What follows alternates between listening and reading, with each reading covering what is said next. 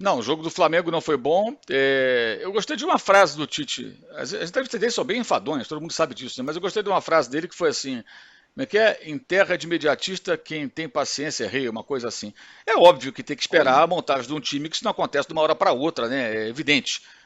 Entrou o Dela Cruz, o time teve até um bom começo, no sentido de que marcou bem no campo de ataque. O Vasco não conseguia ter a bola, não conseguia passar do meio campo, mas não criava, não criava. Tinha volume, tinha a bola, mas não criava. Então são ajustes que ele vai ter que fazer. E as críticas ao desempenho do time, evidentemente, são pertinentes, tem que ser feitas. O Vasco não merecia perder, o Vasco fez um bom jogo, com muitas preocupações defensivas, mas ameaçando o Flamengo, jogando muito bem o lado esquerdo ali com o Piton.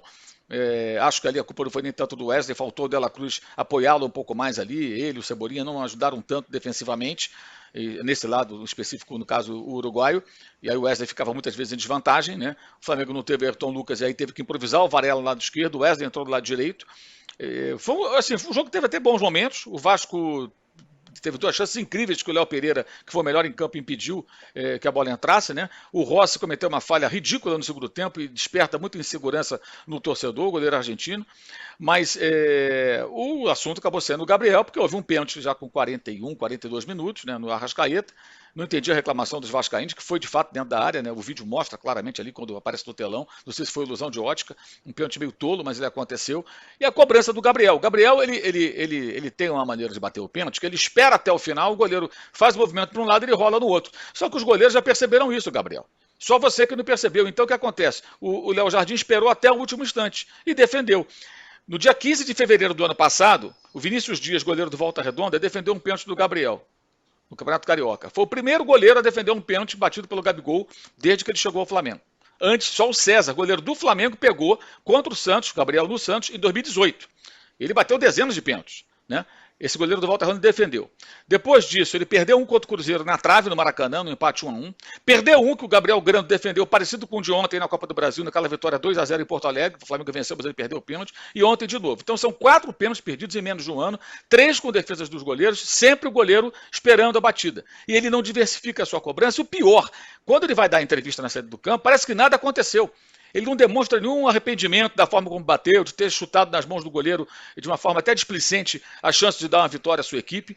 E isso repercute muito mal. As pressões em cima do Landim são bem pesadas com relação à não renovação do contrato e elas se intensificaram ainda mais por conta do que aconteceu ontem. Porque fica a sensação, de novo, de que assim, ele erra, tá tudo bem, acontece. Não é assim. Não é assim. É um clássico e tudo mais, ele teve a responsabilidade e ele deve à torcida do Flamengo, porque teve uma temporada péssima, como seus companheiros também devem algo à torcida, porque de 2023 fez só vexame, né? Acho até que o Vasco não merecia, o Flamengo não merecia vencer, mas a chance se ofereceu e o jogador que põe a mala na marca, que é o batedor oficial de pênalti, perde daquela maneira e age com naturalidade, é claro que isso não passa batido. Então ele vai cada vez mais criando ali uma área de atrito com parte da torcida, a oposição dentro do clube, a sua renovação de contrato é enorme e crescente. Muita gente fica cornetando ali o Landim para não aceitar as condições de renovação de contrato. E o Landim vai ficar numa sinuca daqui a alguns meses, que no meio do ano ele pode assinar pré-contrato. Mas a grande pergunta é: quem faria um pré-contrato milionário com o Gabigol, com esse Gabigol atual, desde o ano passado, agora daqui a alguns meses? Quem? o Eu acho que tem Corinthians, alguém mano. que faria. Claro, só o O Corinthians né, Corinthians, faria, mano. porque seria uma Parece maluquice. ninguém. Tá vendo? Parece uma Você tá maluquice, dando porque seria uma esperança. maluquice, né? A grande É. questão é essa. O Gabriel, hoje, ele não demonstra valer aquilo que valia antes. Porque ele não decide jogo, ainda perde pênalti. E age com naturalidade, parece que nada aconteceu, né? Nem para falar, pô, bati mal, não fui bem e tal, demonstrar algum incômodo. Não, perdeu, tá tudo bem. Né? Ele pode errar sempre. Não pode, não.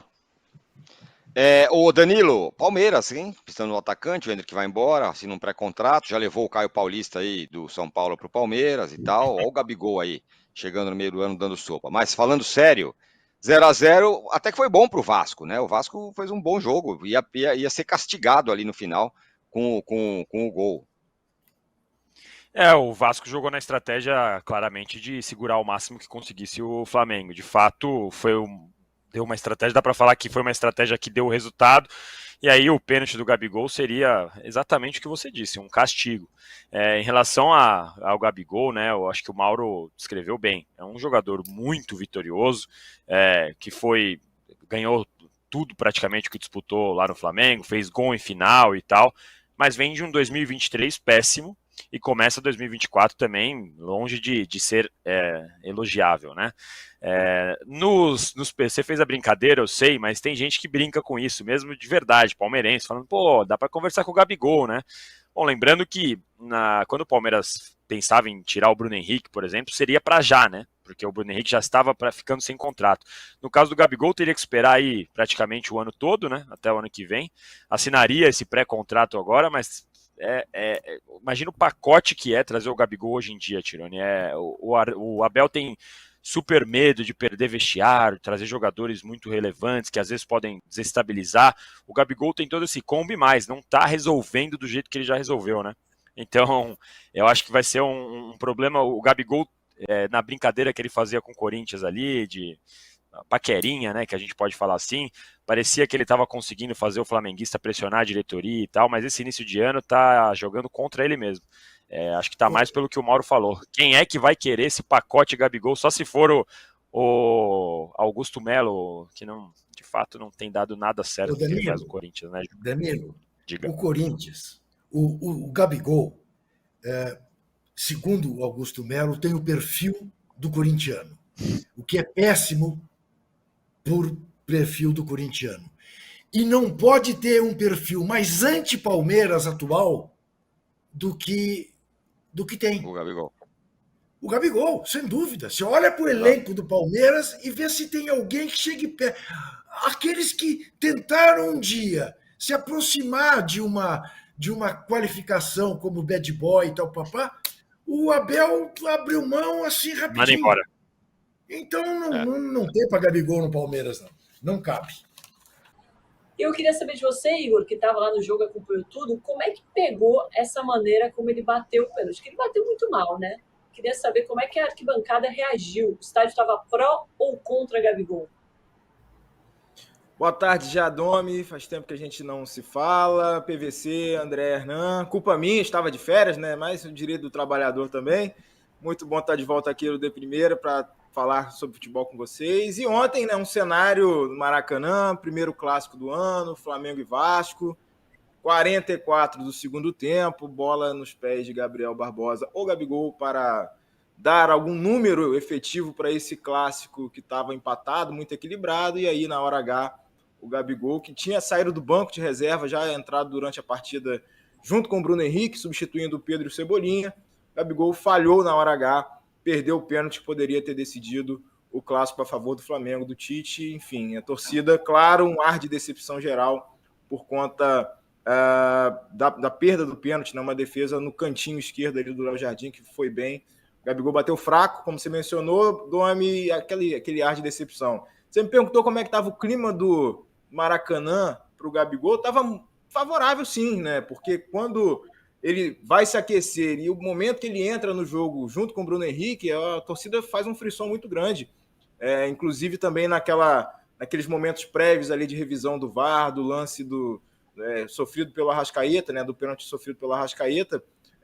O Gerson, primeiro, ele ocupa ali a área do pequeno círculo ali da marca do pênalti. Quando o Gabigol se encaminha para pegar a bola e bater o pênalti, a torcida também já dá aquela comemorada prévia, mas o ápice não veio porque, de novo, o pênalti foi perdido. Eu lamento aí pelo lado do Flamengo, desse pênalti perdido, poderia ser uma vitória aí importante sobre o Vasco, né? Nessa caminhada do Flamengo de se aproximar nesse início de Carioca na zona de classificação para as semifinais, mas para o lado do Vasco, por outro lado, um grito efusivo aí e forte de conseguir segurar nos instantes finais do Clássico o rival mais rico ainda, né, com um time mais recheado de craques, e esse jogo foi muito equilibrado, foi um jogo interessante, muito equilibrado. Vocês estão vendo o lance aí, por exemplo, de cruzamentos aí na área do Flamengo, Verratti, e esse lance do Léo Pereira, para mim foi o segundo lance principal do jogo, né? Como o Léo Pereira fez muito bem a leitura da jogada ali, impediu em cima da linha o gol do Vasco.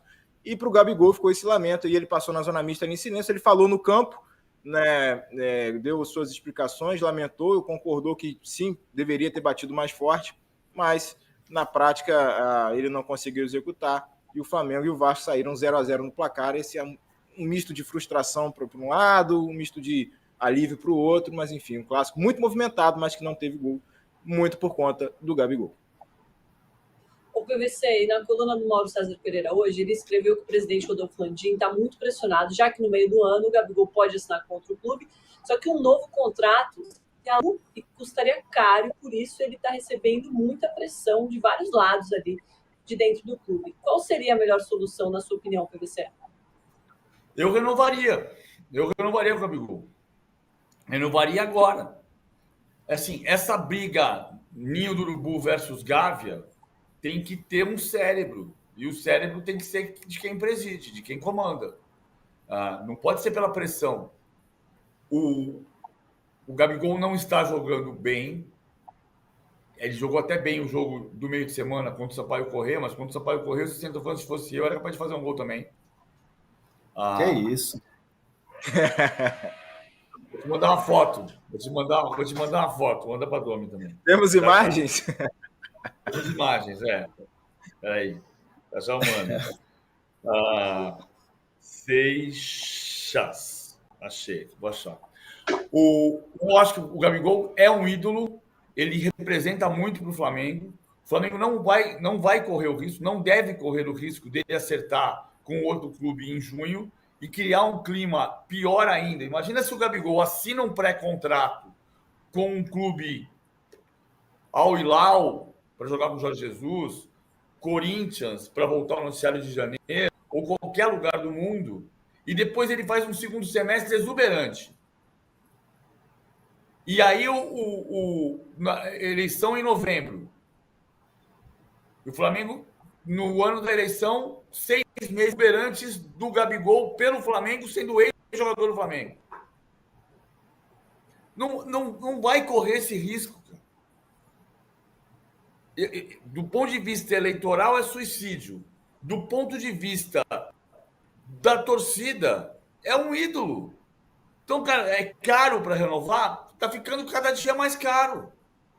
Se ele fizer 3 gols no próximo Flamengo e Vasco, na final do campeonato em 31 de março, 7 de abril, vai ser mais caro, porque vai faltar 2 meses para o pré-contrato. Então a solução seria renovar agora, que está na baixa.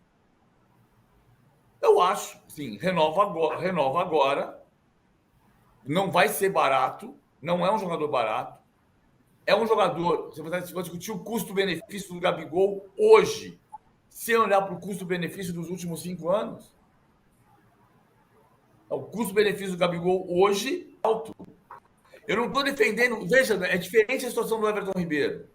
O Everton Ribeiro é um jogador de 36 anos que queria um contrato de 2 anos e o clube não tem obrigação de fazer a assistência nesse caso.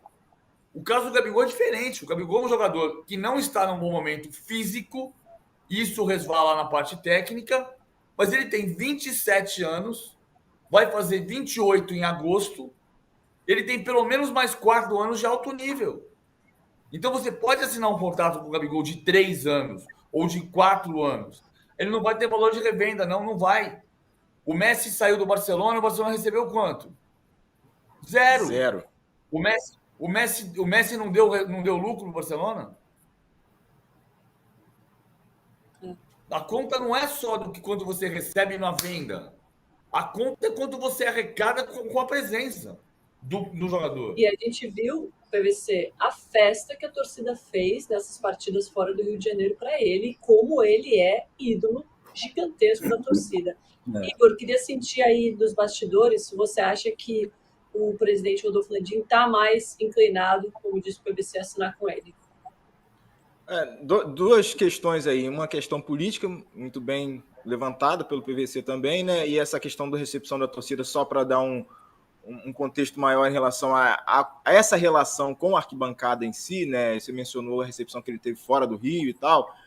Ontem eu dei uma passeada pelas arquibancadas ali do Flamengo, conversando com torcedores, né, para produzir vídeos que devem ir ao ar nas plataformas aí do UOL, nas redes sociais, enfim. A pergunta que eu fiz foi quem é a principal ou qual é a melhor dupla de ataque para o momento do Flamengo. Não vou dizer o placar exato, mas deu Bruno Henrique e Gabigol, porque a torcida ainda tem no coração, né, essa memória afetiva do que os dois entregaram nos últimos anos. Isso que o PVC mencionou sobre o que eles trouxeram de retorno financeiro, e aí falando especificamente do Gabigol, né, Enfim, tem coisas que são imensuráveis, né? Se você colocar na ponta do lápis quanto que custou a vitória na final contra o River Plate, tal, não sei quantos milhões, quanto que custou o gol na final da Libertadores contra o Atlético Paranaense, pau, não sei quantos milhões, né? Enfim, se a gente colocar na ponta do lápis, o Gabigol já se pagou em termos de direitos econômicos, e fora o que ele acrescentou da parte intangível para o clube, né? Enfim. E da parte de questão política, ano de eleição é isso.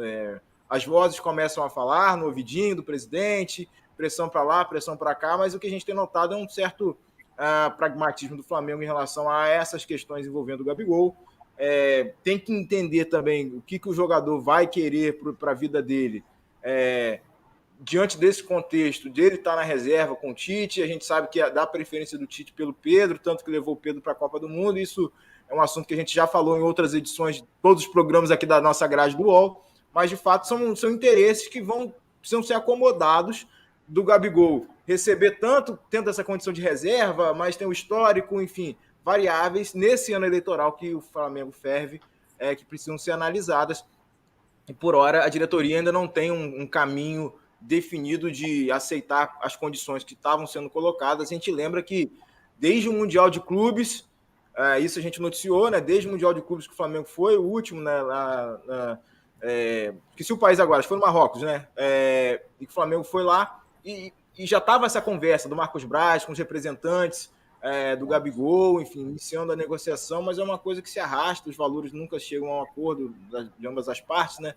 Não veio um acordo ainda e a situação está se conduzindo para ter esse desfecho na reta final do contrato, que é dezembro. E aí, como mencionado, né, meio do ano ele já pode assinar um pré-contrato com algum clube e o Flamengo precisa bater o martelo sobre o que fazer com o Gabigol nesses próximos meses, aí, 3, 4 meses, para ter um desfecho dessa relação de muito amor, sim, um amor recíproco entre jogador, torcida e clube e tal, mas que no último ano, né, o desempenho dele trouxe essa interrogação sobre será se vale a pena ou não manter o Gabigol, enfim. Mas vamos ver aí nos próximos meses. Por enquanto, esse pragmatismo do Flamengo com os números para não fechar ainda com o Gabigol, para não ter esse acordo ainda firmado e concretizado. Ou anunciado, né?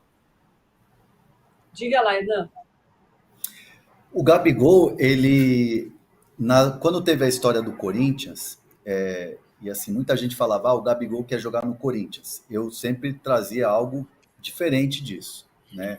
O que o Gabigol sempre entendeu se o Flamengo entende que é o fim do ciclo, o Gabigol aceita, claro, porque ele não vai querer estar num lugar que não aceita ele.